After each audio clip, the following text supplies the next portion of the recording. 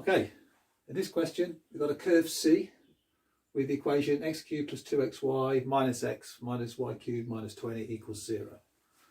And we're going to find dy dx in terms of x and y, and then we're going to find an equation for the tangent to the curve at this point. Okay, so first of all, let's find dy dx of this.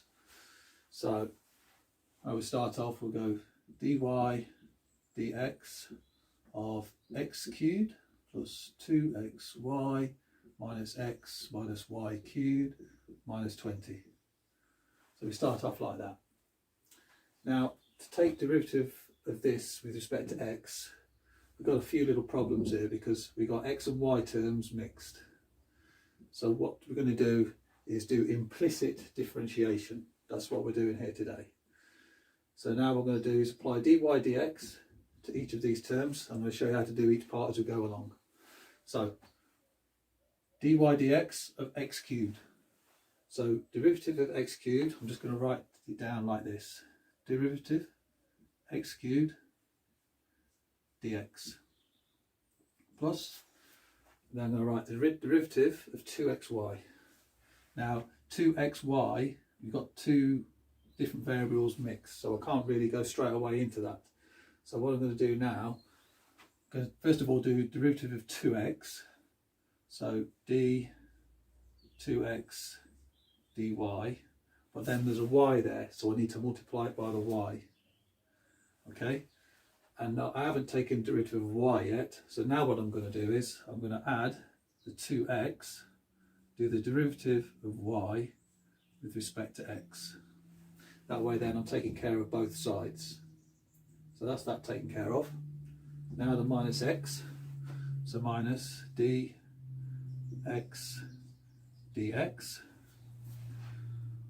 y cubed, so minus derivative of y cubed dx, and then minus 20, so derivative of 20 dx. Okay, that's our setup. So now we're going to go through each one and explain to you each one as we go along. So derivative of x cubed with respect to x, that's straightforward, that's just 3x squared. So that is fine. Right, derivative, sorry, this has got to be an x there, sorry, that's my mistake, that's an x. So the derivative of 2x with respect to x, that's just 2. But we've also got to multiply it by y, so that's 2y. Okay. Next we've got 2x multiplied by the derivative of y dy dx. So what we do here is we add 2x and leave the dy dx in. So that becomes like that. Okay. Then the derivative of x with respect to x is just 1, so that's just a minus 1. Now this one's a little bit more confusing. So derivative of y cubed and then the dy dx, or dy cubed dx. So how we do this is we take the derivative of y cubed. So derivative of y cubed is 3y squared, and we leave the dy dx in there.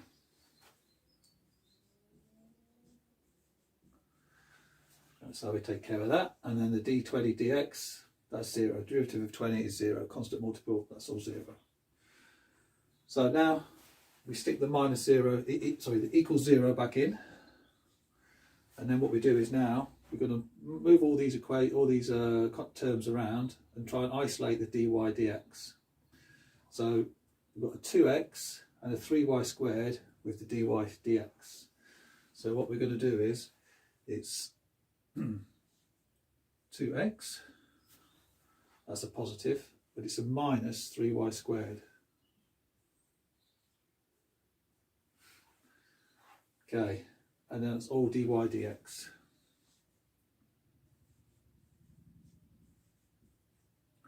And then we're going to move everything else on the other side. So let's start from the 3x squared. So move that on the other side, we've got minus 3x squared, 2y, minus 2y. This is done. Minus 1 comes across, that becomes a plus 1. And this one's taken care of. And then the 0, we don't need to add the 0. Okay, So now what we do is, if we divide by this to get dy dx on its own, so we divide that by that and divide that by that.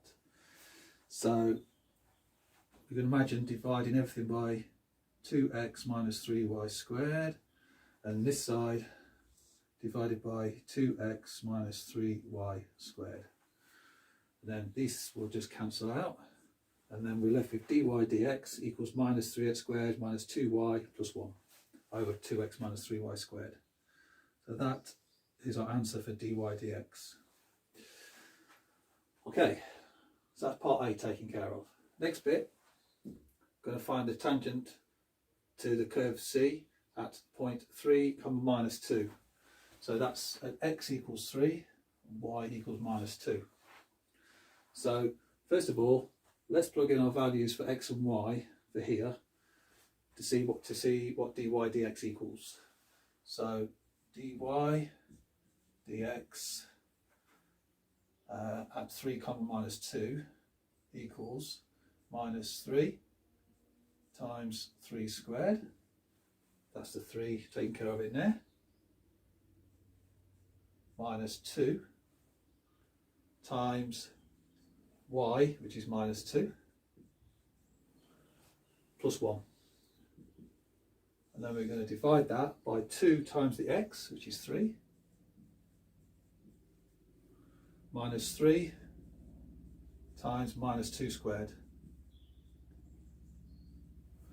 Okay, so now we got minus 3 times 3 squared is minus 27. Minus 2 times minus 2 is plus 4, and then plus 1. Divide that by 2 3s is 6. Minus 2 squared is 4. Times that by 3 is 12, so minus 12. So that gives us minus 27 plus 4 plus 1 is minus 22 over minus 6. So that equals 11 over 3. So this now gives us our gradient. So dy dx is nothing more than the gradient. So we could say, using the gradient term m equals 11 over 3. So now using the formula for the equation at this point, we go y minus y1 equals m times x minus x1. And that will give us an equation for working out the gradient, the equation for the gradient. So let's plug our values in. So we can call that y1 and x1. So y minus minus 2 equals m, which is 11 over 3, times x minus x1. So x minus x1 is 3. Okay. So this will become y plus 2. And then multiply both sides by 3. We get rid of this 3 on the denominator. And then gives us x minus 3 times 11. Okay, now let's just move that around a little bit. So 3y plus 6 equals 11x minus 33. Okay, now let's get all these all on the same side. So now we've got 11x, 3y becomes minus 3y, and then we've got minus 33 minus 6, so it becomes minus 39. Okay, so then that's our equation to C at this point, and that's our answer.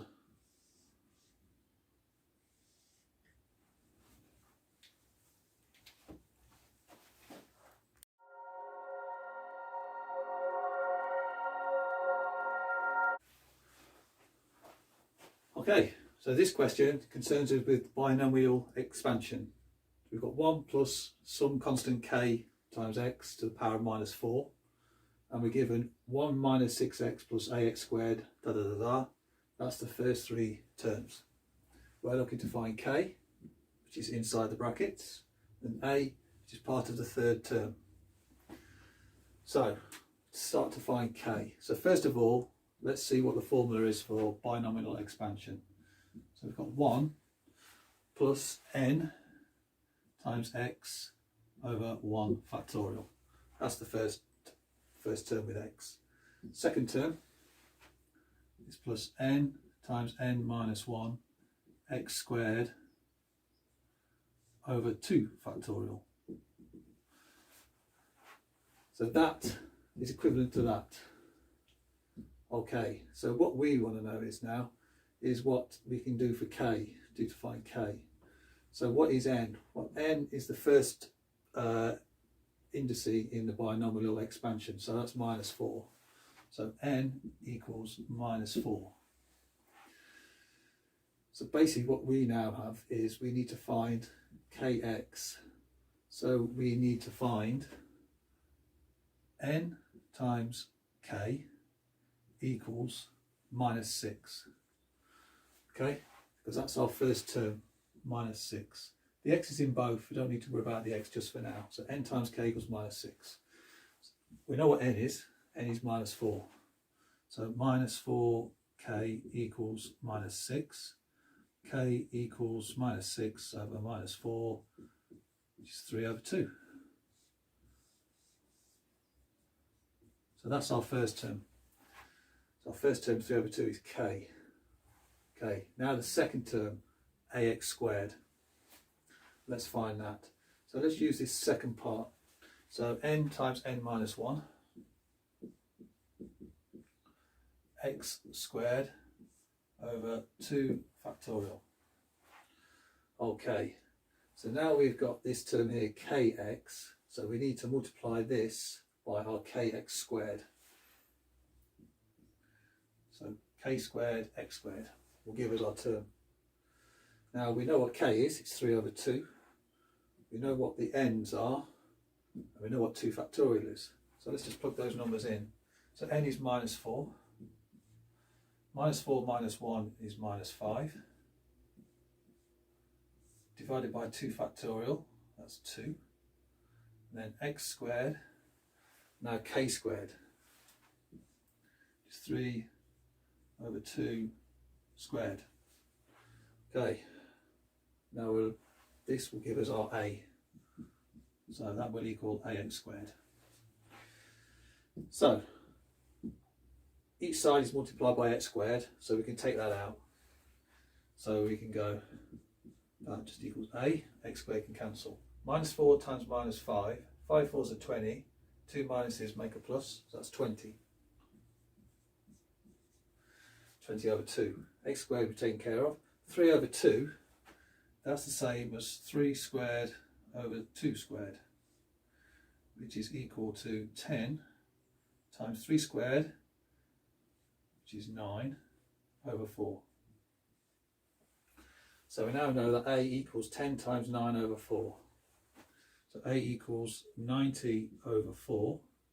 So therefore a equals 45 over 2. So therefore ax squared is just the same as 45 over 2 x squared.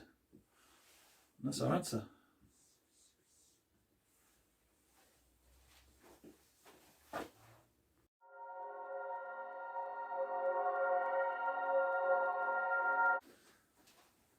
Okay, so we just did the last question, A, B and C. With all this, it's in the link down below. Check it out. Last part, part D, is this integral. So I thought I'd do this on its own because it's quite a big integral to do. Lots of different things we need to work on here, many different rules. So this is going to put you on good form if you can get this one right. So 10 over 2x plus 5 root x with respect to x, but we got within the parameters of integration is 4 and 1. So best u sub here would be for square root of x. So u equals square root of x, which equals x to the half.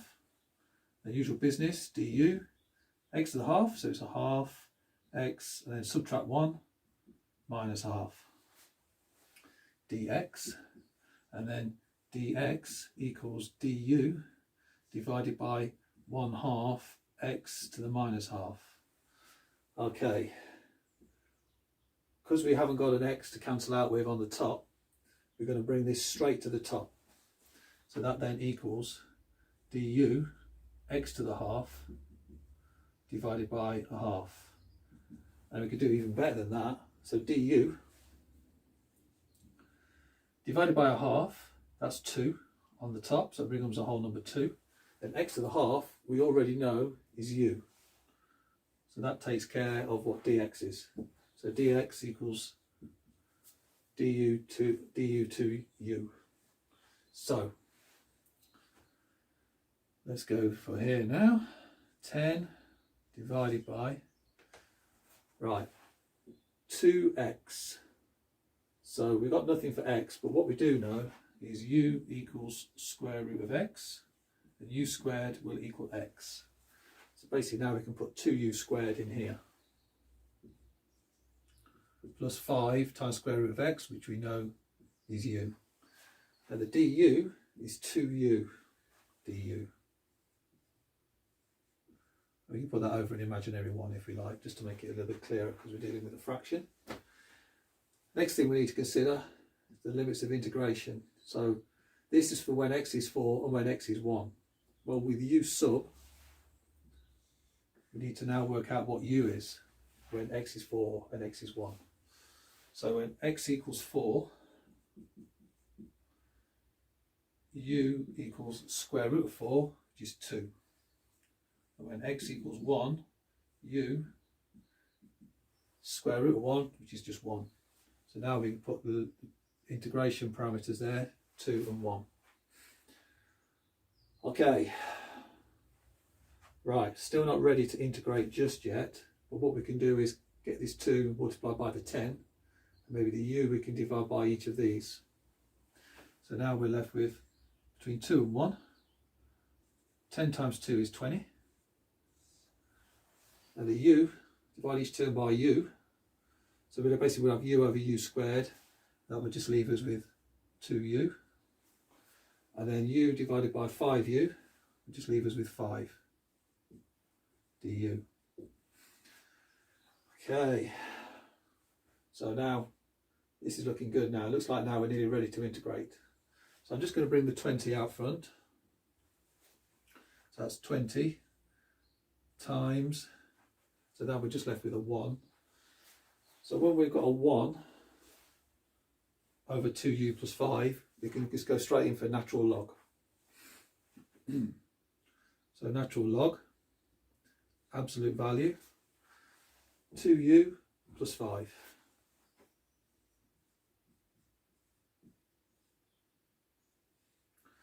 And not forgetting that it's a 2u, so we now need to divide it by 2. Okay, and then our parameters of integration, 2 and 1.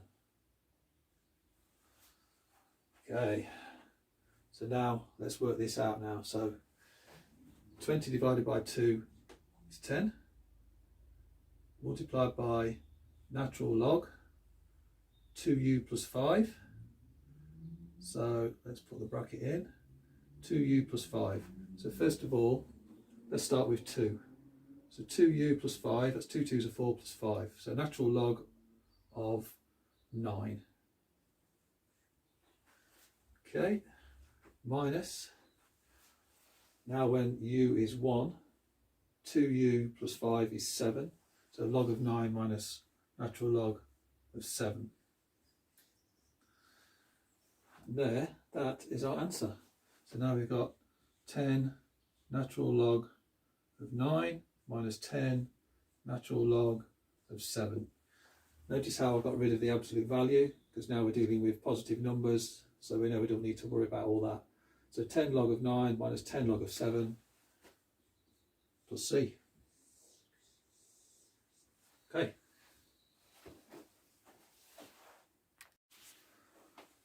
Okay, right. This question concerns the equation y equals 10 over 2x plus 5 square root of x. And now I've drawn the graph here of what that is. So this would start here and come all the way down and go off down there to infinity. and we've got 4 questions. We need to find the third value for y to 5 decimal places, so i.e. this point here. These are the ones we've given. So basically what we're given is when x equals 1, y equals 1.42857. So that would that be? That's when, we'll call that y1. y2 will be 0.90326. That would be this one. y3 we don't know. And then y4 we know is 0.5. 0.5556. Okay, which we say is 5/9 basically. So that's what we need to find. We're going to use the trapezium rule to calculate the area of this. We're going to work out if it's an over or an underestimate using the trapezium rule. And then finally we're going to integrate this craziness here. 10 divided by 2x plus 5 root x dx between 4 and 1. Basically that will mean finding the value under the curve there. So first of all, what's the value of y3? So just to simply do that, I'm just going to plug in y for y, x values of 3 in here.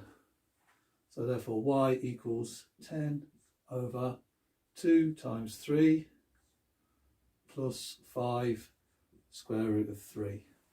Okay, so 10 divided by 6 plus 5 root 3. So plug that into the calculator, we get 0.682116. We want to 5 decimal places, so we want it to this point here. So we've got a 6 after it, so therefore that 1 can become a 2. So let's plug that in. Okay, that's our first answer. That's A taken care of. Okay, B. Use the trapezium rule to estimate r to 4 decimal places. So to use the trapezium rule, first of all we want to know what the gaps are between each of the values. Well, that's just 1. So we multiply that by 1, and then we multiply by a half times first value and the last value added together.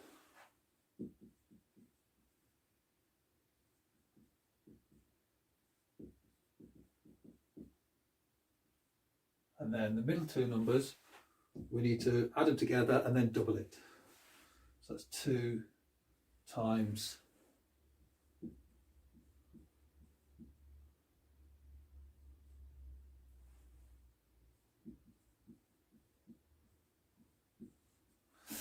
okay, so plug all this into the calculator, doing all the correct sums and everything.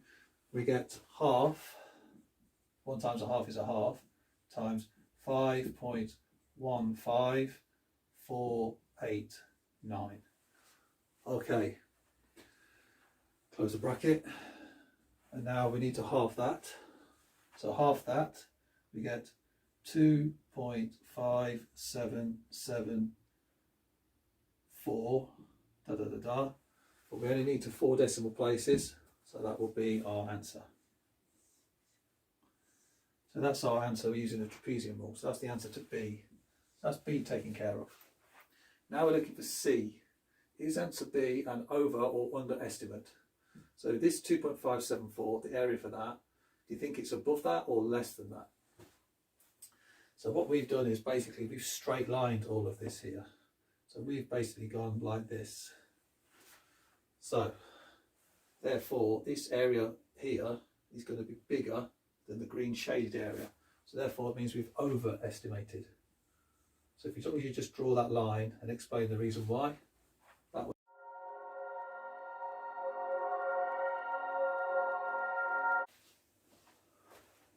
Okay, so this question is asking us to find the rate of change of the depth of the water in centimetres to second -1 when the height is at 6 centimetres. So this is our vase, and as you can see it's a curved vase. So as it fills with water, the rate of change changes. So how do we find that? Well, we're given that the volume is 4 pi h, h plus 4. So let's write that down. So phi equals 4 pi h, h plus 4. and let's just multiply that out. H by all those gives us 4 pi h squared plus 4 times the front is 16 pi h. So we know that already. Okay, that's our V. Now we've got the water flow rate, which is 80 pi. So what we can say here now is that derivative of V with respect to time equals 80 pi. Okay, so we've got that. So now what we need is a little formula for all the derivatives to put together, and then we can work out how we're going to do it. So what we can say is that dV over dH times dH over dt equals dV dt. Okay, so basically that means the flow of the water, so the volume with respect to height, so the rate of change of that times the rate of change of the height with respect to time will give us a rate of change of the volume with respect to time. Okay, so how do we go about that? Well, we've already got dV dt, so that's 80 pi. And we can also find dV dH because we've got this formula here. So the derivative of V with respect to H equals the derivative of 4 pi h squared plus 16 pi h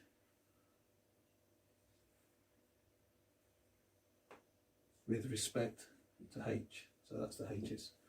So these 4 pi's are all just constant multiples, so we'll treat them as accordingly. So dV dH is now equal 4 pi h squared, so 2 times 4 is 8, then the h comes down to 1, so it's just a h, so pi h. Then 16 pi is a constant multiple, the h is to the power 1, so that disappears, it just becomes 16 pi.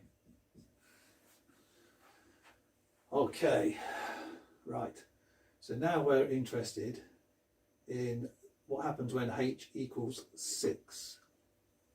So when h equals 6, we've got 6 8s are 48 pi plus 16 pi, which equals 64 pi. So let's plug these numbers in here now. So we've got an 80 pi and we've got a 64 pi. So dV dH we have as 64 pi times dH dt, we don't have that yet.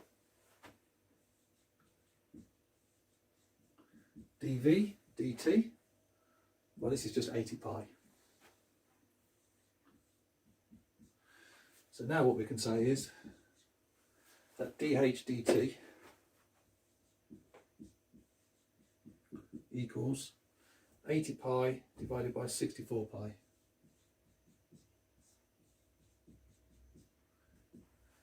Pi divided by 64 pi, well, pi divided by pi cancels out.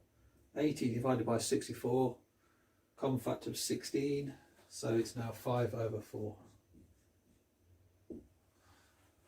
So the rate of change of the depth of water in centimetres per second to -1 when h equals 6 is the rate of change, i.e. height, of respect to time, so dH dt. So what we can say is that the answer to this question is 5 over 4 centimetres per second to the -1. Or you could also say 1.25 centimetres per second per -1. And there you go, that's our answer.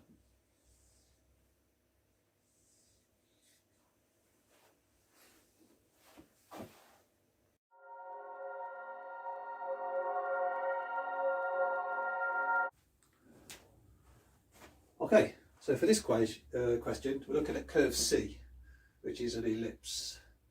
And this curve has the equation x plus y squared plus ay squared equals b.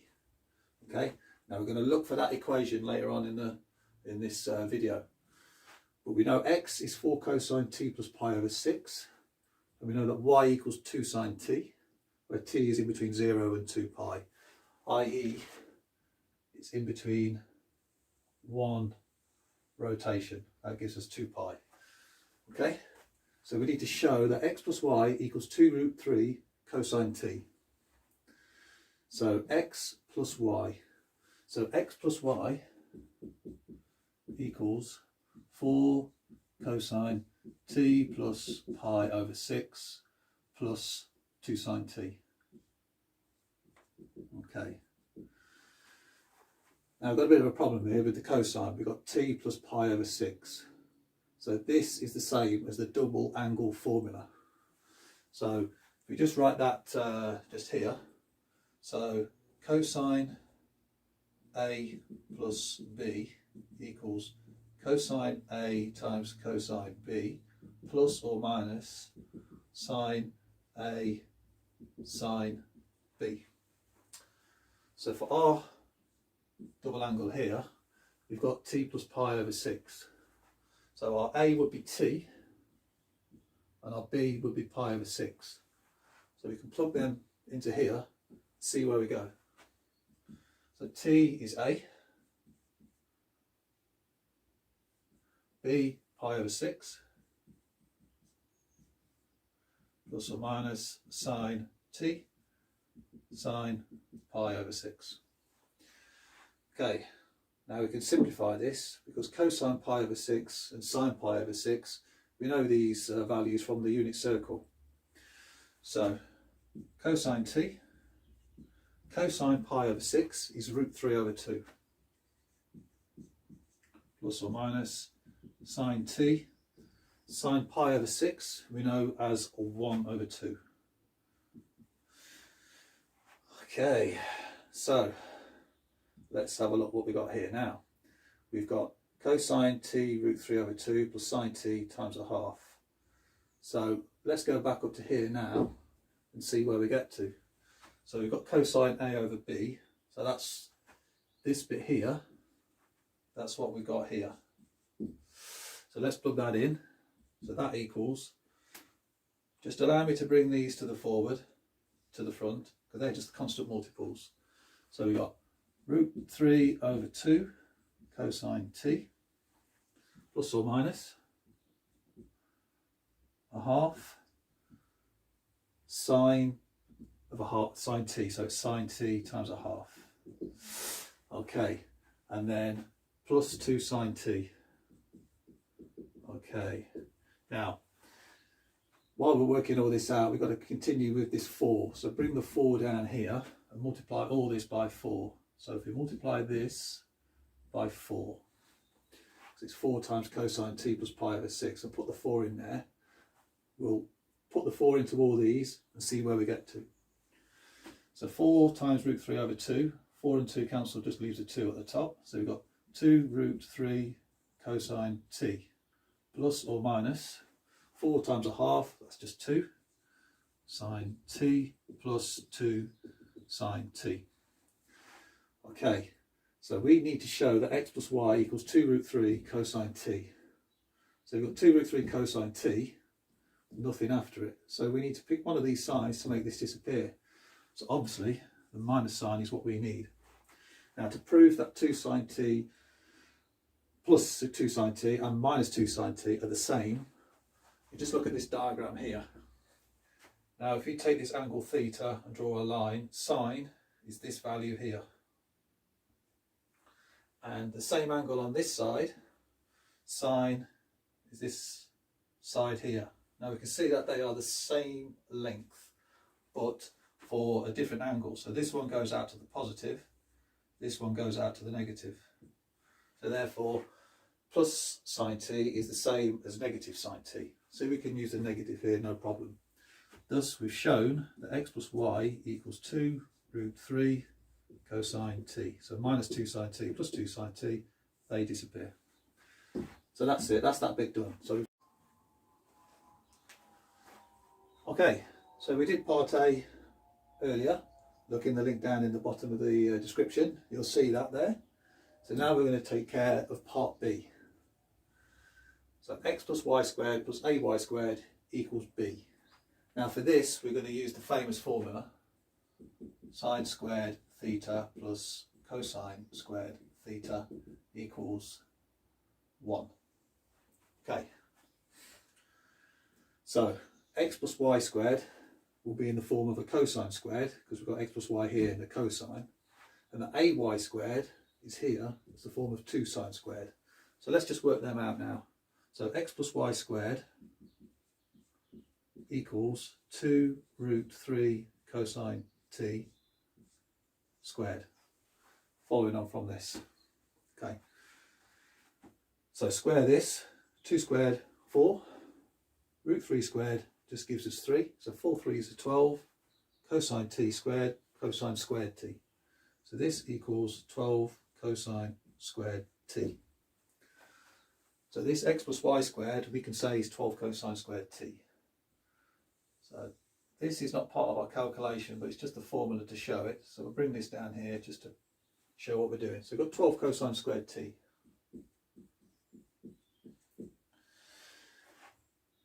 And we need a sine squared now. So y equals 2 sine t. So y squared equals 2 sine t squared. So if we square that, pretty straightforward, 2 squared is 4. And sine squared t. But we need to multiply it by a value a. And we need this one to be the same value as this one. So these two are the same. So to make that equal to 12 cosine squared t to equal 1, we need to multiply that by 3. So 3 times 4 sine squared t equals 12 sine squared t. So that will then give us 12 sine squared t. So therefore a is 3. Okay, and then if we do that, this is just the same as 12 times cosine squared t plus sine squared t, which would equal 12 plus 12. So therefore b is 12. Okay, and that gives us our answers. Okay, thanks for watching.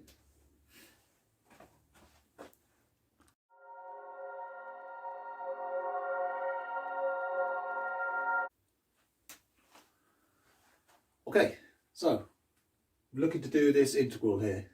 Integral of x times e to the 4x dx. So as we've got two terms, an x and an e to the 4x with dx, we're going to need to do integration by parts. So integration by parts is done like this.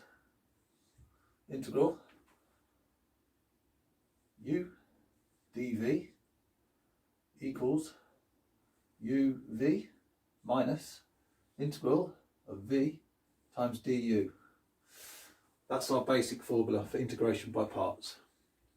So now what we need to do is assign our variables x and e to the 4x. So we've got u will be one of these terms, and the derivative of v will also be one of these two terms. So the question is, which way round are we going to do it? So looking at these two terms, we want to set one of them that's going to disappear when we take the derivative. So the one that's going to disappear when we take the derivative will be x, because the derivative of x will just become 1, so there'll be no x. So basically what we want to set is for x to be u, because when we take the derivative of u, we just get a 1. Whereas e to the 4x, that will never disappear. You will always end up with e to the 4x and some coefficient. So first of all, we need to set our parameters u and dv. So u, as you'll set it out like this, we'll set out u to be x and dv to be e to the 4x. And then because it's a derivative, we need to write the dx. So now what we need to do is we need to take the derivative of u. So now we go derivative of u equals 1 dx, where dx equals du over 1, which is just du. So that's now looking good for us. Right, okay, so dv is e to the 4x. So now what we need to do is we need to take the integral of both sides. So if we take the integral of dv equals the integral of e to the 4x dx. Okay, so the integral of dv is just going to be v. Okay, now the integral of e to the 4x. So we're going to need to do a u sub to take care of this 4x. So just down here, let's just do a little line here. We'll set u equals 4x, du equals 4 dx. So dx equals du over 4. Okay, plug that into this integral. Now we take this into the u world, e to the u du divided by 4. So we'll just put a quarter for now. So usual business, let's bring this quarter out to the front. So still v equals 1/4 integral e to the u du. And now the integral of e to the u is just e to the u. Okay, then that will lead us, substitute the u back in, which is 4x, so that equals 1/4 e to the 4x. Okay, right, now we've got some ammunition now to attack this integral. So again, let's just draw a line here, so we can come down here now with this integral. So using this formula, the integral of u dv, which is u dv, which is e to the 4x, which is x e to the 4x dx, equals, okay, so now we need to put our v in here. Let's just put our v in here. So that is 1/4 e to the 4x. Okay, equals uv, so x times 1/4 e to the 4x. So we can write that as x over 4 e to the 4x minus the integral of v times du. So 1/4 e to the 4x times du, which is 1. So, which is 1 dx. So now we write the integral of 1/4 e to the 4x dx. We've got a 1 there, but we don't need to write the 1 in. Okay, so we've got this is equal now x over 4. So we just write 1/4 times x e to the 4x minus the integral of 1/4 e to the 4x dx. Okay, so now we've got another integral to work out here. Okay, so let's just put this down on the bottom here, just quickly with this one. We've done very similar here, so we've got a rough idea of what we need to do. So u equals 4x, we can do that. Du equals 4 dx, that'll be the same, dx equals du over 4. So the integral of 1/4, so we can bring this out front, e to the 4x dx will give us integral of e to the u times 1/4 du times 1/4, i.e. dx equals du over 4. So now what we end up now is, so now we're ready to integrate. So 1/4 out the front, so now we've got 1 over 16 e to the u. Integral of e to the u is just e to the u. And then e to the u is e to the 4x. So equals 1 over 16 e to the 4x. Okay, so now we're ready to plug that in into here. So this equals 1 over 4 x e to the 4x. Oh, let me just write that a little bit better. X e to the 4x minus 1 over 16 e to the 4x. Okay, now if we want to, we can leave it like this with the plus c. that would be good enough for our answer, but we can do better. So what we can do is we can factor out here. So we've got 1 over 16 would be a multiple here for both sides, and also e to the 4x. So what we can say is we can go 1 over 16 e to the 4x, brackets, 1 over 16 e to the 4x and a quarter e to the x e to the 4x. We could imagine this quarter as being 4 over 16. So what we can say is we can say 4x. And then multiply that out, we'll end up with 1 over 4 x e to the 4x minus 1/16 e to the 4x. That's what we've got here. So we just say minus 1 and plus c. And that will be good enough for our answer.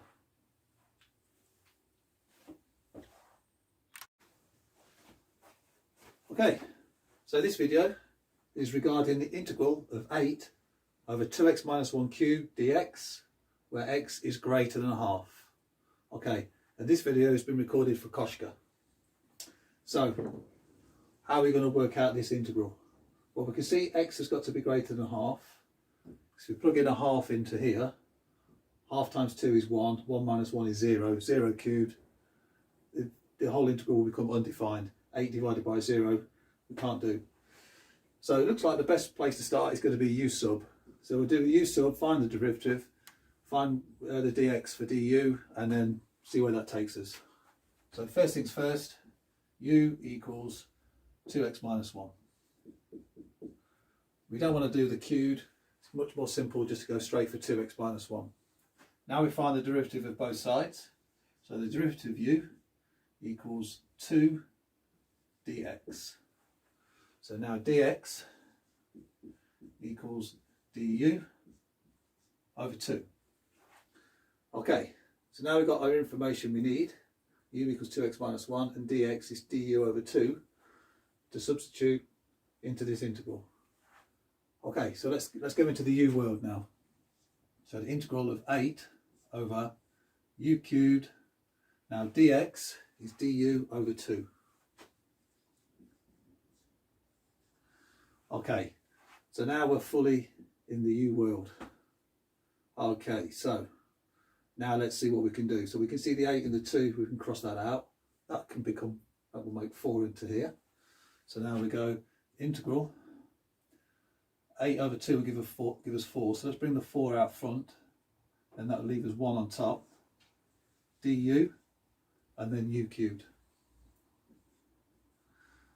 Okay, now to do this integral here now, this 1 over u cubed, we can say 1 over u cubed is the same as u to minus 3. So now we'll put that in there, and it'll be easy to integrate from that point. So 4 integral u to minus 3 du. We haven't changed anything. It's just, they're both equal, but we just make it easy to integrate from here. So as always with integrating, we add 1 to the power, divide by the new power. So we can go straight into the integration from here. So we've got 4 u to the minus 2, so add 1, and then divide by minus 2. That gives us our integral so far. So now 4 and minus 2, we can do some cross cancelling out there. And 4 divided by minus 2, if we go minus 2 here, and then we've got minus 2 u to the minus 2. Okay, which is the same as, let's bring it all over here now, make it easy to see. So minus 2 u to the minus 2 is the same as saying minus 2 over, now u to the minus 2 we can put on the bottom as u squared. So that's what we got now. So now we need to go back into the x world, where u is 2x minus 1. So now we've got minus 2 over 2x minus 1 squared, because it's squared, and then plus c. Okay, and that's our answer.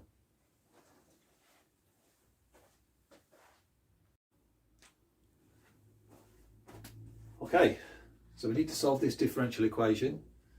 dy dx equals e to the x cosec 2y cosec y. And we're given y equals pi over 6 when x equals 0. Okay, so where do we start? Well, we need to get the x's and y's on the same side. So we can multiply both sides by dx to get ex and dx together, and then divide by the cosecs to get them over here with the dy. So let's do that. So we'll get e to the x dx on this side, and then cosec 2y cosec y, dividing that, we'll get 1 over cosec 2y cosec y dy. Okay. Now we need to get rid of these dy's and dx's. Easiest way to do that, integrate both sides. Okay, so we've got this to take care of. That looks a little bit tricky. This one, everyone's favourite integral. We just call that e to the x, and we'll say plus c. Finished. Cosec 2y, cosec y. So let's take care of those over here. They are equivalent 1 over sine 2y, 1 over sine y. So that's okay. So we can plug that into our integral. 1 over cosec y, 1 over sine y. Sine 2y. Now a little bit tricky here now. We've got y is pi over 6. We haven't got what 2y is. So what we need to do is use the double angle formula. So say sine of 2y is the same as 2 sine y cosine y. That's what sine 2y is. So now what we can do is 1 over sine 2y, we can plug it in.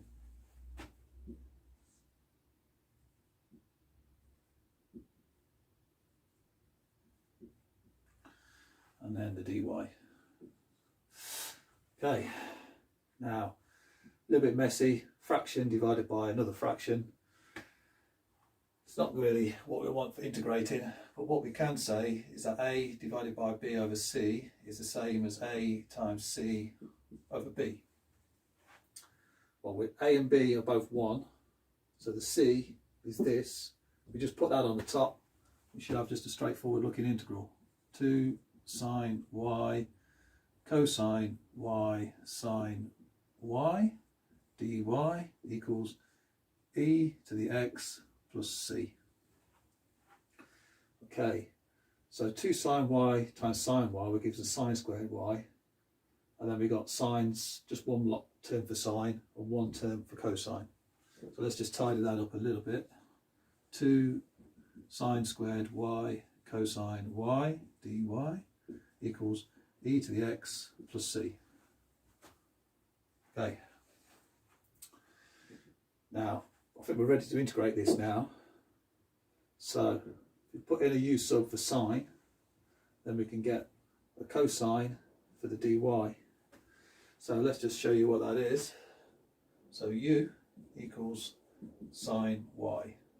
Derivative of u equals cosine y dy. So now dy equals du over cosine y. So now we've got the dy taken care of, and the sine of y is u, so sine squared of y will be u squared. So that will give us the integral going into the u world, 2u squared. Cosine y, I'll just leave in for now. Y is not invited in the u world, but you see here what will happen when I put the du in. Du over cosine y. I'll take care of this in a minute. Cosine y's cancel out. And now we've just got a straightforward integral, 2u squared du. Happy days. So, integrating straight off, 2 stays, the u stays. 2, we add 1, which is 3, and divide by the 3. 2/3 u cubed equals e to the x plus c. Okay, so we're nearly solved. We need to put in, go into the u world, from the u world, sorry, to the back into the y world, and then see what we can do when we plug in these values. So we've got 2/3 u cubed. U is sine y, so that's sine cubed y, equals e to the x plus c. Okay, e to the x, let's deal with that one first. So e to the x, so we're given x equals 0, gives us e to the 0, which we know is 1. Sine of y, so y is pi over 6. Sine of pi over 6. Well, we know sine of pi over 6 from the unit circle, that's a half. But what we need is sine cubed. So sine cubed pi over 6, that's the same as 1 cubed over 2 cubed, which equals 1 over 8. So now let's just plug these values in now, because now we know what they mean. So we've got 2/3 times 1 over 8 equals 1 plus c. Okay, 2/3 times 1 over 8, or 2 1s are 2, 3 8s are 24, that gives us 1 over 12. So 1 over 12 equals 1 plus c. So therefore c equals 1 over 12 minus 1. So therefore c equals minus 11 over 12.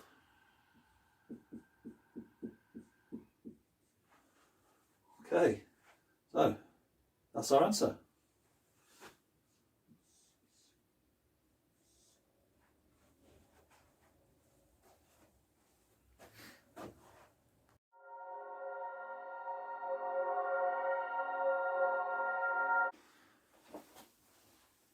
Okay, so in this question we're given a parametric curve. Now we don't know the equation for the parametric curve, but what we know is that x is 3 tan theta and y is 4 cosine squared theta. Theta is between 0 and pi over 2. Now what we want to do is find the x-coordinate of the point Q, which is this one here. So x equals don't know, y equals, well y will be 0 because it's at the origin. And what we're given to help us is this line L, which is the normal at point P of the curve C. So what we do know is that this angle here is a right angle. So therefore that's a tangent to the curve C, this line L. i.e. if we find the derivative at this point, then we have a chance of calculating what x is. So how do we find the derivative of a parametric curve? Well, dy d theta over dx d theta will give us our solution to the parametric curve. So dy d theta, so derivative 4 cosine squared theta with respect to theta. Okay, so 4 cosine squared theta. So let's take the derivative of that. So if we use the chain rule, we get 4 times 2 is 8. So that would then give us 8 cosine theta. And then multiply that by the derivative of cosine theta, which is minus sine theta. So that will then equal negative 8 cosine theta sine theta. Okay, next we find derivative of dx d theta. So d, so let's just pull a line there. X is 3 tan theta d theta. Well, tangent theta, that's a bit more easier to find the derivative of that. That's just a standard derivative. So we get secant squared theta, and there's a 3 there. So it's 3 secant squared theta. So dy d theta over dx d theta is the same as minus 8 cosine theta sine theta, and divided by 3 secant squared theta. Okay, now we're getting somewhere. Secant squared theta, that's a bit awkward on the bottom. So secant squared theta is the same as 1 over cosine squared theta. So if this is 1 over cosine squared theta, we can bring the cosine squared theta up to the top and then just leave the 3 on the bottom. So that now becomes minus 8 cosine theta, cosine squared theta, sine theta divided by 3. Okay, we can link those up. Minus 8 over 3 cosine cubed theta, sine theta. Okay, right. Now to work out our values here for theta, we need to work out what the value of theta is in these functions here. So we know that when x is 3, 3 tan theta should equal 3. So x equals 3 tan theta, and at the point 3, 3 should equal 3 tan theta. So cross that out and put a 1. So tan theta equals 1. So therefore we know that theta is pi over 4. And just to check that, we just put pi over 4 in here. 4 times cosine squared pi over 4. So cosine of pi over 4 equals 1 over root 2. Square that, equals a half. And then multiply that by 4, you get 2. And there we go, y is 2. So we know our theta is pi over 4. So let's bring this down here now, just to plug that theta value in here. So minus 8 over 3 cosine cubed. Cosine of pi over 4 is 1 over root 2. Sine theta, well we know sine pi over 4 is the same as cosine pi over 4. So therefore you can put 1 over root 2 there as well. Okay, so we don't need the cosine because we've put that in there already, put the value for cosine in, so we can just take that out. So that equals minus 8 over 3 cube 1 over root 2. That will give us times 1 over 2 root 2 times 1 over root 2. Okay, right, let's multiply these up. On the top line, we've got minus 8. Bottom line, let's take care of these radicals. Root 2 times root 2 is 2. 2 2s are 4. 3 4s are 12. Okay, let's just check that. 3 2s are 6. 6 2s are 12. Okay, yeah, minus 8 over 12. So basically we've got minus 2 over 3. Okay, now if we know the gradient of this one here, we can work out what the formula is. So let's just come over to this side now. So we know the formula when you know the gradient is y minus y1 equals m times x minus x1. So we're working on this point here, 3, 2. So now we know that m will be taken from this minus 2 over 3 value. So as this is a perpendicular, we can take the reciprocal and the negative at the same time, because the minus 2 over 3 is this one, but we want this one. So what we do minus 1 over minus 2 over 3, which gives us 3 over 2. So we can plug that value in there. So y minus y1 equals 3 over 2 x minus x1. Now we know some of these values, so we know that y is 0, y1 is 2, x we don't know, x1 we know is 3. So let's multiply this out and sort this out. So we've got minus 2, and these are all divided by 2. So multiply both sides by minus 2, by positive 2. So we get minus 4 equals 3x minus 3. Okay, fill that one out. Minus 4 equals 3x minus 9. So then that gives us 3x equals minus 4 plus 9, So minus 4 plus 9, which equals 5. So therefore x equals 3 over 5. Okay, so our coordinates there for x coordinate for Q at point Q is x equals positive 3 over 5. That's our answer.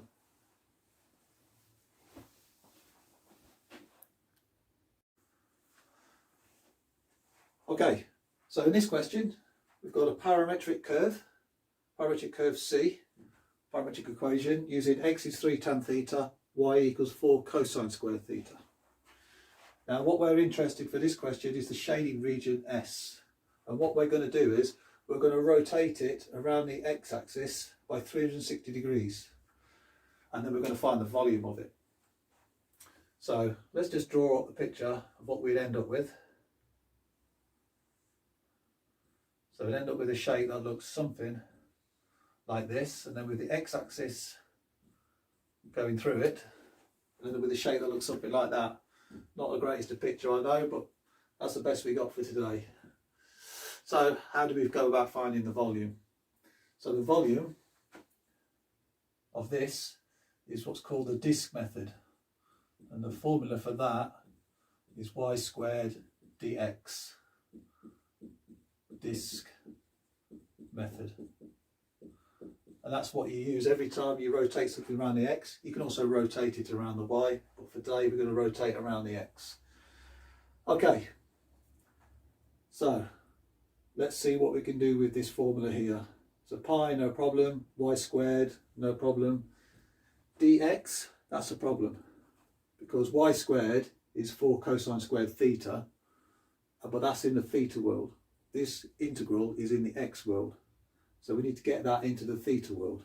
So how do we do that? Well, what we can do is we can set it up like this. So y squared and then dx, and if we multiply it by d theta over d theta, we've got a chance of getting into the theta world, because if we can find out what dx d theta is, plug that in and then just leave d theta at the end, then we're completely in the theta world. So dx d theta. So let's have a look what we can find for that. So that basically just means the derivative of x with respect to theta. Well, that we will use this formula here. So basically we're looking for the derivative of 3 tan theta. Well, we know that as 3 secant squared theta. So that's good. And then y squared. So y squared is 16 cosine to the 4 theta. Okay, good. Next thing we need to do is put in our limits of integration. So we'll do that on this next line and put in these y squareds and dx and d theta values. So we've got pi, y squared, 16 cosine to the 4 theta, 3 secant squared theta. Then we've still got the d theta. Okay, so now we're in a much better position. Now we're in the theta world. Okay, so our limits of integration. We can't just put 0 to 2 pi in, because that won't work, because our theta is in between 0 and pi over 2. So what do we know about theta? Well, we know we've got a value for x here on our parametric equation. So we know that x can be 3 here. So what we can do is plug in x equals 3 here. So x equals 3. And then we can say 3 equals 3 tan theta. That means tan theta equals 1. Divide both sides by 3. So therefore theta equals inverse tangent of 1, which equals pi over 4. Okay, therefore we can put our limits of integration in. So we'll start from 0 and to pi over 4. Okay, right, can we integrate yet? Don't think we can. 3 secant squared theta we can do. That goes well with a tangent, but we've got cosine here.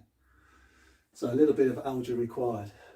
So 3 secant squared theta, which we've got here, we could say that is 3 over cosine squared theta. So I reckon if we plug that in there, give us a chance of crossing out our cosine to the 4s. So that equals pi integral 0 to pi over 4, 16 cosine to the 4 theta, 3 over cosine squared theta d theta. Okay, now we can do a cross cancellation. So let's put that in. It's pi times pi over 4 limits of integration. Now let's 16 times 3, 48.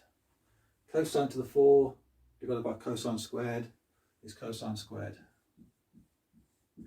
And then d theta. Okay, now we need to plug in a trig identity for cosine squared. Well, we do know that cosine squared theta is the same as a half times 1 plus cosine 2 theta. Okay, so that puts us in a better place. We can put that into there. So that equals pi times pi over 4, 0, 48 times cosine squared theta. That's a half. 1 plus cosine 2 theta, d theta. Okay, let's bring the 24 out front and then we're ready to integrate. So that equals 24 pi, 0 to pi over 4, 1 plus cosine 2 theta, d theta. Okay, just integrate these two straight off. So that gives us 24. Now we're working with limits of integration here, so we'll just set up a nice little square bracket.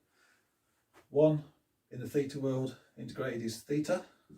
Cosine 2 theta. Well, that's going to give us integral of cosine is sine. The 2 theta stays. And then by the chain rule, or the reverse chain rule, obviously, because we're in integration, instead of multiplying by 2, we now need to divide it by the 2. So that's a half sine 2 theta. Pi over 4 to 0. Okay, right, now let's work this out. When theta is pi over 4, we've got 24 pi over 4 plus, okay, so theta's pi over 4, so that means we've got sine times pi over 2. Now sine of pi over 2, that's 1. Let's just write that down over here. That's by the unit circle. So that gives us half times 1 is a half. Half times 24 gives us 12. Okay. So let's just simplify that up a little bit. So that will give us 6 pi plus 12. Oh, I missed out the pi here as well. Let me just put that in. So that's pi squared plus 12 pi. Okay, see how easy that is to make a mistake. So that's 24 pi. Let's just write that 24 pi in there a little bit neater. Okay, 6 pi squared plus 12 pi. Okay, so that's what we got so far. Now, because this will make the shape of a cone, we need to take the cone out of it as well, using this formula here. So basically what we're allowed is 6 pi squared plus 12 pi minus the volume of the cone. That will give us the total volume of that. So 1/3 pi r squared. So 1/3 pi r squared h. What do we plug in for that? Well, for the r, for the radius, we're going to plug in 2, because y is 2. So we use this formula here. So 1/3 pi, 2 squared. Now the height changes. So it goes from 3 to 5 over 3. So all we're doing here now is plug in 3 minus 5 over 3. Okay, let's see what we get here now. So 1/3 pi times 4 times 3 minus 5/3. 3 minus 5/3 is 4/3.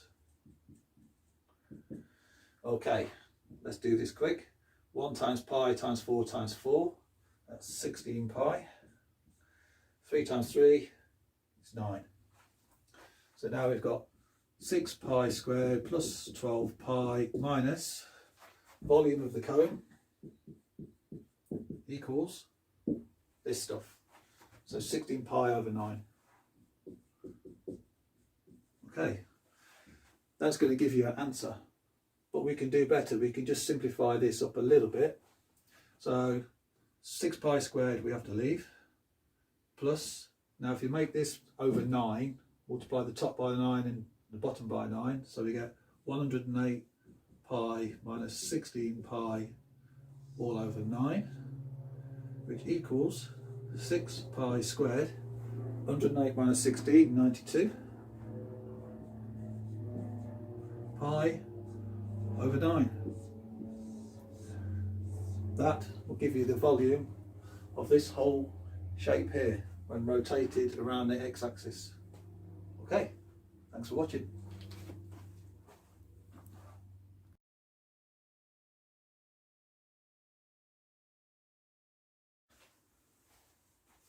Okay, so in this video we're going to go through some vector questions, and we're given all these questions and all this information. So find AB is our first question, and it's the vector AB. So we're given that A is -2, 4 and 7, and B is -1, 3 and 8. So how do we find AB? Well, what we can do is we can say that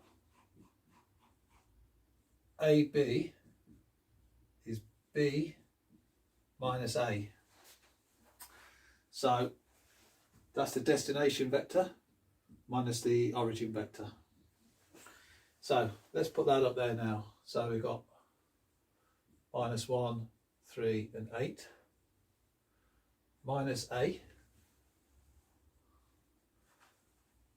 -2, 4 and 7. Okay, right, now it's just simple mathematics. So we've got the x, the y and the z. We just do the subtraction, see where we end up. -1 minus -2. So that gives us +1. So we've got a 1. 3 minus 4 is -1. And 8 minus 7 is +1. So then that gives us our I, our J and our K. So when you're doing vectors, for your I, J and K position vectors, you need to underline them. Okay, so AB, which is a direction, we've now got, so the answer to this one, we've got I plus, sorry, minus J plus K. Okay, and then we can keep this vector here, 1 minus 1, 1. We're going to need that. We'll just leave it there for now. Okay, vector equation for line 1. That's part B. Line 1 passes through A and B. Okay, right. Let's just draw a picture of what we got here so far. So A and B look like they should make this kind of shape. Maybe the B is here, and they go from there to there. That could be our vector AB. And A is -2, 4, 7.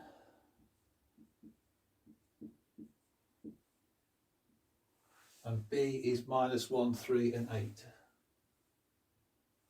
Let's just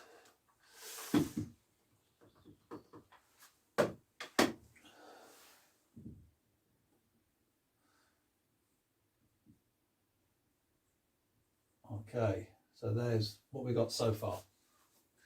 And L1 will pass through AB, so we can call this line here L1. So that will go off there, go down here. We just call this L1. Okay, so vector equation for L1. So we know it passes through AB, and so we got the 2 points on there, but we also need the direction, which is this vector. So what we say is that L1, so we need to write this correctly. So what we say is L1, call it R, equals, so when we do that, we're ready to set up now one of the beginning points. Now you can put either of these two, it doesn't really matter. I'm just going to choose A. So -2, 4 and 7.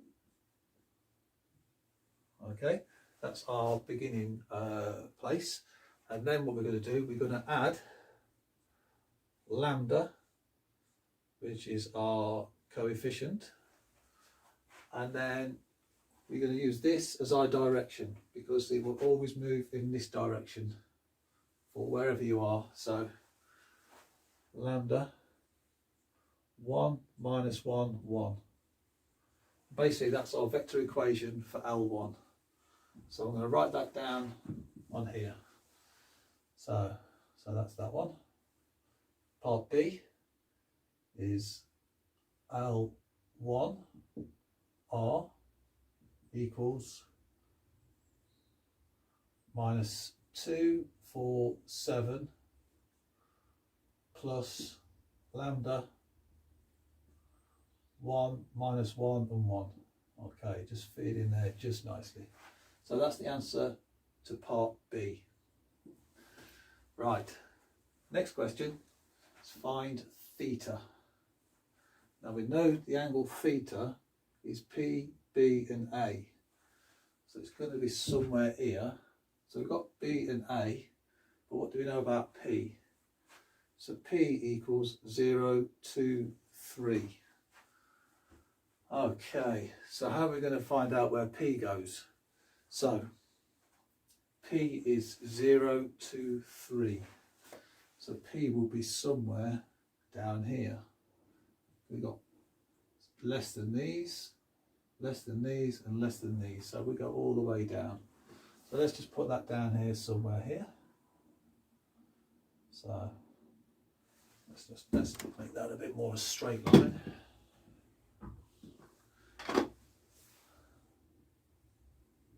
Okay, that gives us P, and P is 0, 2, 3.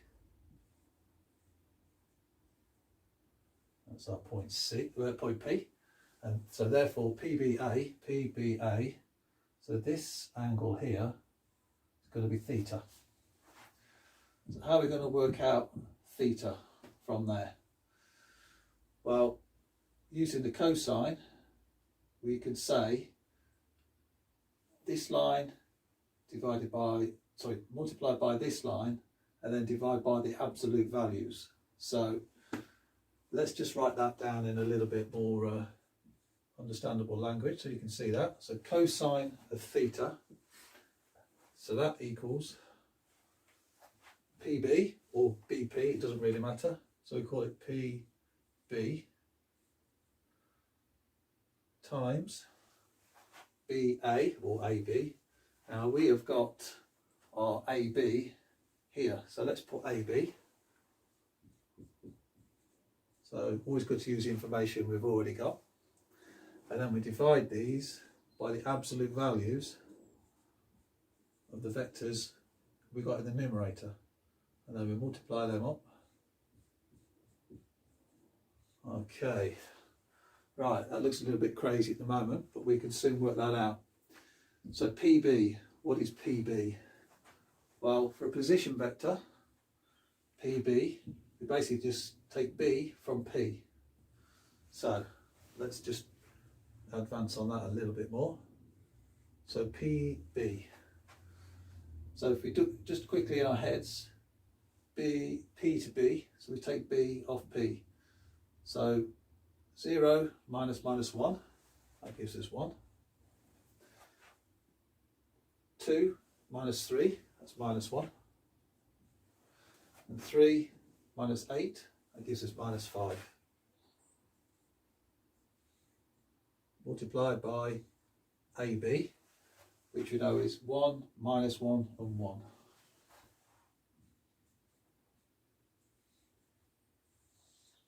Okay, don't miss the minus sign in there, very easily missed. Okay, so absolute value of PB. So absolute value of PB, so that's going to be absolute value of this and absolute value of this for AB as well. So what we do for that, we do square root 1 squared plus minus 1 squared plus minus 5 squared. Okay, and then multiply that by square root 1 squared plus minus 1 squared plus 1 squared. Okay, how are we going to get this one? So how do we multiply that up? So we just multiply each line, then add up the totals. So just put that on the side here. So actually we'll go on the side, we'll go back down here, that's absolutely fine. 1 times 1 is 1. Minus 1 times minus 1 is also plus 1. And minus 5 times 1 is minus 5. Okay, so we've got that. Now what we got, square root all these in here. So square root 1 squared minus 1 squared, well that's 1, minus 5 squared is 25. 1 squared, minus 1 squared and 1 squared, they're all 1s. So add these up. So we've got square root of 27, square root of 3. Okay, so now what we can do is 1 plus 1 is 2, and minus 5 is minus 3. Okay, then 27 as a third, we could say that is 3 root 3. And root 3 here.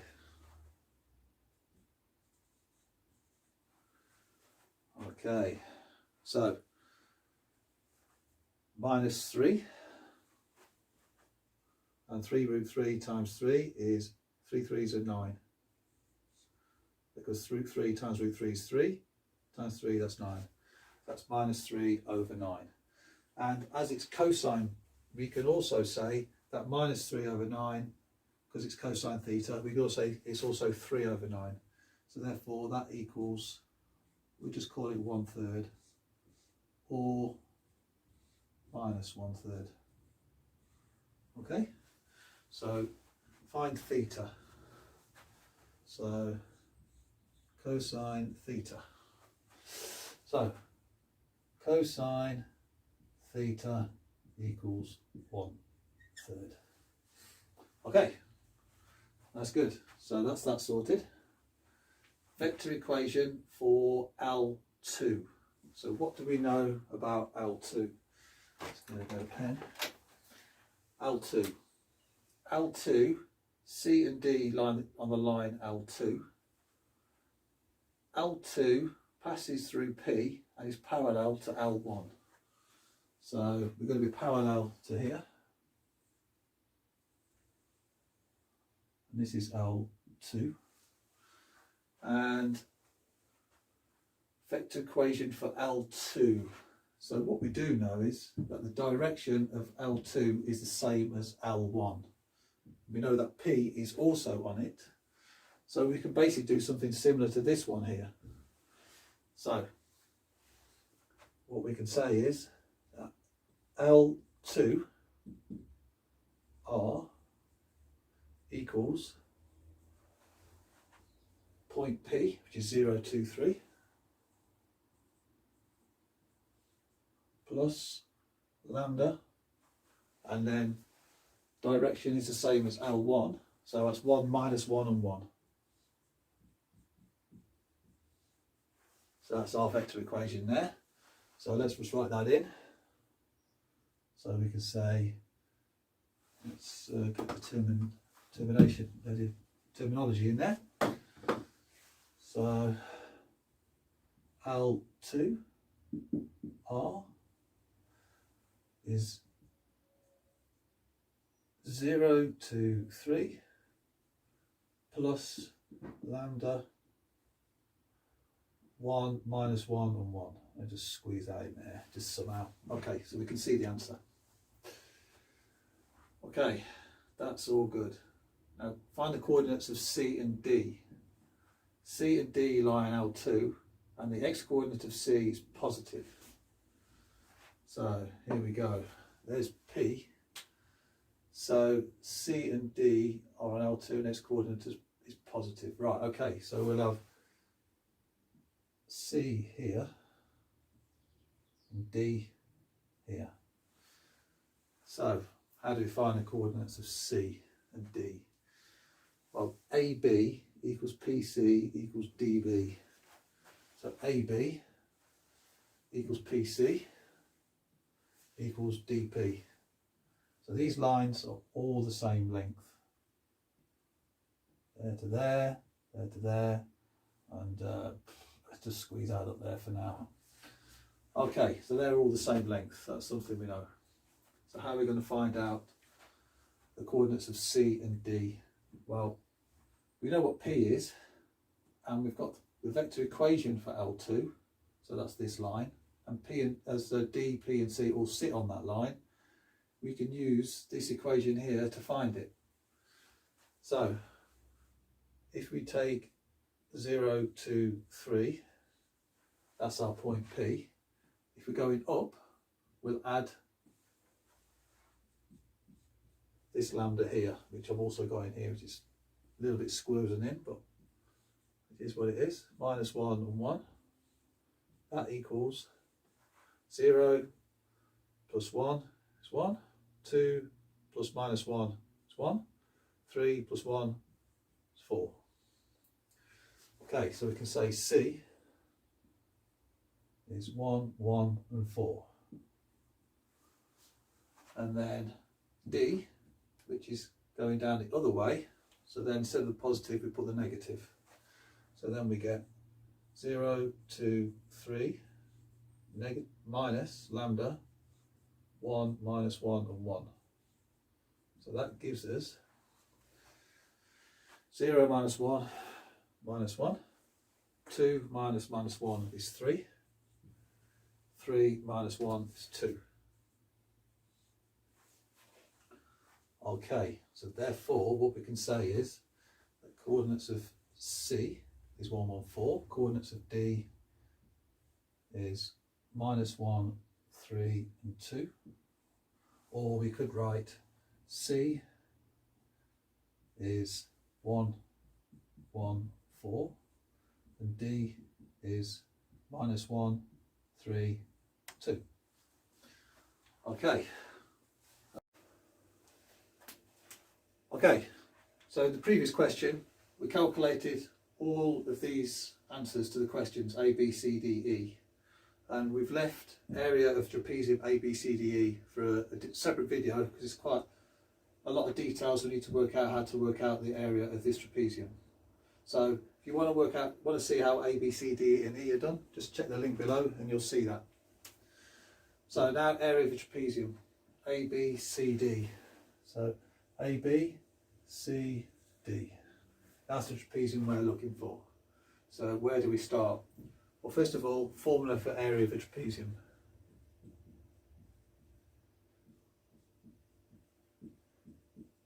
So that is half times the height, shortest plus longest. All we do now is just multiply them by half times the height.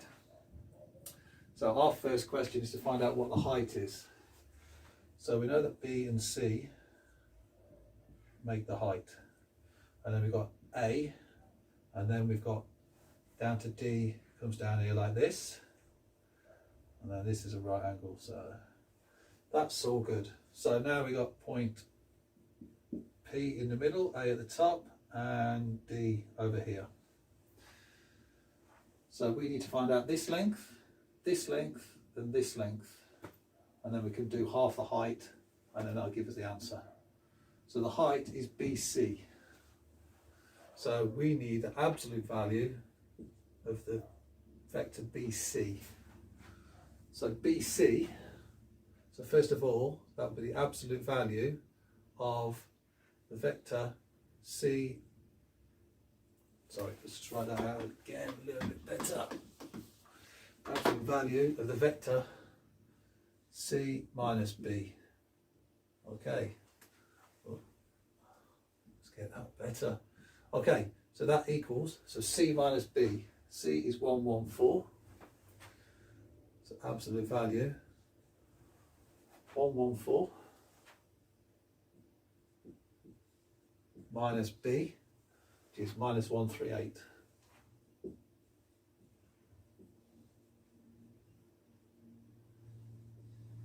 Okay, so now we just take the subtraction of that. So now we've got absolute value 1 minus minus 1, so that's the modulus, sorry, of 2. 1 minus 3 is minus 2. 4 minus 8 is minus 4. And then there we go. So now to work this out, we take the square root of each of those. So we could say that absolute value of BC equals square root 2 squared plus minus 2 squared plus minus 4 squared, which equals, that's a 4, minus 2 squared is a 4, minus 4 squared is 16, so that equals square root of 24, and knowing your surds, that will be 2 root 6. Okay, so let's continue this formula over here. So we've got a half times 2 root 6. Okay, that's where we got so far. So now the shortest and the longest. Let's start with the shortest, AB. Well, we know AB is this one here. So therefore, the absolute value of AB, or the modulus, is square root 1, 1, and minus, so 1 minus 1 and 1.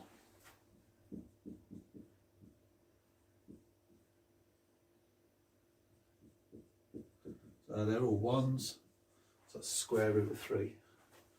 So this one here is square root of 3. Now, before we calculate PC and DP, we know that AB is same as PC and DP. So we can save ourselves a bit of time here. Instead of going through all the calculations, we just know that these two are also square root of 3. Therefore, the whole line is 2 root 3. So now we can write in here root 3 plus 2 root 3. Okay, let's simplify this up a bit. Half times 2, that'd just be 1, so that's square root of 6, times 3 root 3. So 2 root 3 plus 1 root 3, 3 root 3. Okay,